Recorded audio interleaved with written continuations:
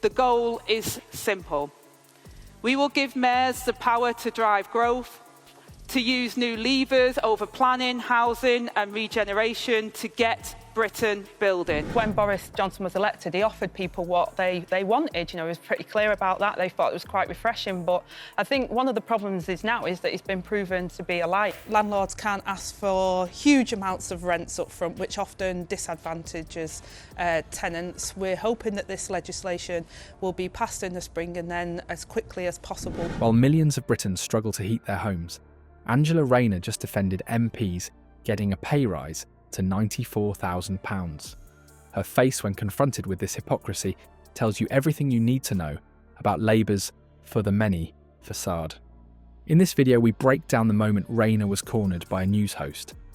And this change will be irreversible. And that's important because I know firsthand that decisions are best made by people with skin in the game. Free Friday, Wine Friday, and Boris Johnson says that he didn't know about it for months and months. He could have asked... I mean, if I was told that there was parties going on in my office for months, I'd be asking my team, did you have a party and what the hell was going on? Exposing how she stumbled through excuses for Parliament's 2.8% pay bump during a cost of living crisis. Her response is nothing short of political malpractice. Before we move on, I'd like to ask you a small favour. If you appreciate this content, please take a second to like this video and subscribe to the channel. Over 98% of you watch the videos without subscribing. It costs you nothing, but it makes a huge difference to us. So did you click the subscribe button? Great, thank you so much. Now back to the video. It was the moment we all saw the mask slip. Angela Rayner, who has built her entire political persona on being the voice of the working class, suddenly found herself cornered when faced with a simple question about her own financial privilege. For years, Rayner has carefully crafted an image as the ultimate working class champion. The former care worker turned trade unionist who fought her way to the top of British politics. It's a compelling narrative that has served her well, positioning her as someone who truly understands the struggles of ordinary people.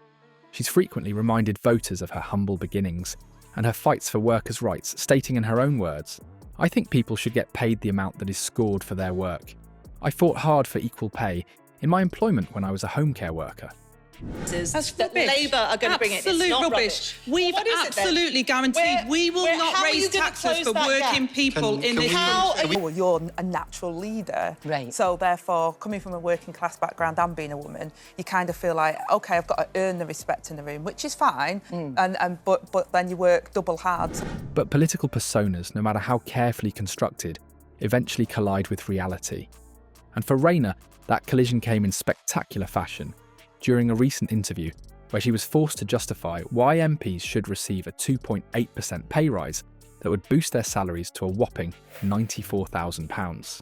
This comes at a time when millions of Britons are struggling with the cost of living crisis, rising energy bills, and stagnant wages. What made this interview particularly revealing wasn't just what Rayner said, but how she said it. As soon as the topic of MP pay came up, her entire demeanour transformed. The usually confident and assertive, Rayner suddenly appeared uncomfortable in her own skin. Her speech pattern changed dramatically. The stuttering, the defensive posture, the inability to maintain eye contact. Body language experts would have had a field day analysing her visible discomfort as she tried to navigate this minefield of her own making. When pressed on the issue, Rayner fell back on what might be the oldest political trick in the book: deflection. MPs do not have any control over that. That is completely independent of government, she claimed, attempting to wash her hands of any responsibility. It's a convenient narrative, suggesting that MPs are passive recipients of pay decisions made by the Independent Parliamentary Standards Authority, IPSA. But here's where Rayner's argument completely falls apart. Angela Rayner and the Labour Party, Keir Starmer confirmed this earlier this week, they are going to put up your taxes by £2,000. That's a lie. By £2,000 per working household. Really focused on trying to tackle that, and new employment rights bill, which was my flagship bill to make sure we can improve employment, increase the minimum wage for over 3 million workers. Parliament created IPSA, and Parliament can change how IPSA operates at any time. Members of Parliament absolutely have the power to legislate changes to the body that determines their pay. They simply choose not to. This fact transforms Rayner's defence from a reasonable explanation into something more troubling, a deliberate attempt to mislead the public about the agency MPs have over their own compensation. Perhaps even more bizarre was Rayner's attempt to link her previous fights for equal pay as a care worker to the current situation of MPs receiving pay rises during an economic crisis. The logical connection she was trying to make seemed to be that fighting for fair pay, in one context, somehow justifies receiving substantial salary increases in a completely different context, regardless of the economic conditions affecting the rest of the country. It's the kind of tortured reasoning that only makes sense if you're desperately trying to reconcile contradictory positions.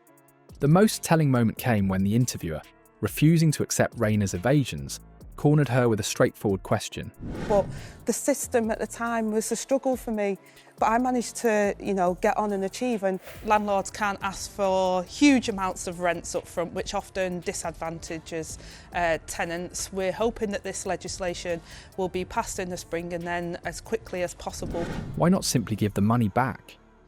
It was at this precise moment that Rayner appeared most uncomfortable, visibly struggling to maintain her composure. The question cut through all the political manoeuvring and exposed the fundamental hypocrisy. If she truly believed what she was saying about fighting for ordinary people during tough economic times, wouldn't she refuse the extra money on principle? The public reaction was swift and merciless. Social media exploded with comments expressing outrage at the disconnect between Rayner's words and actions. One particularly pointed comment asked, "What value do MPs give to the country to determine they deserve a 2.8% pay rise?" It's a question that gets to the heart of the matter. What exactly are taxpayers getting in return for these increasing salaries? What we're witnessing here isn't just a clumsy interview, it's a perfect metaphor for today's Labour Party. The growing chasm between politicians and voters has reached alarming levels, with polling data showing a dramatic decline in public trust regarding political pay and expenses. The goal is simple. We will give mayors the power to drive growth, to use new levers over planning, housing and regeneration to get Britain building. When Boris Johnson was elected, he offered people what they wanted. He was pretty clear about that. They thought it was quite refreshing. But I think one of the problems is that he's been proven to be a liar. Most Britons feel completely disconnected from their representatives' financial decisions. Rayner's fumbling defence of her pay packet exposes the fundamental disconnect at Labour's core. They've mastered the language of working-class solidarity while quietly securing their own financial interests. This isn't political theatre, it's a window into their actual priorities. Experts emphasise that political authenticity is essential for voter trust. When politicians fail to align their actions with their rhetoric, it destroys their credibility. Remember this embarrassing moment the next time Labour lectures about fairness from their £94,000 perch. The gap between what they say and what they do speaks far louder than any rehearsed speech about equality.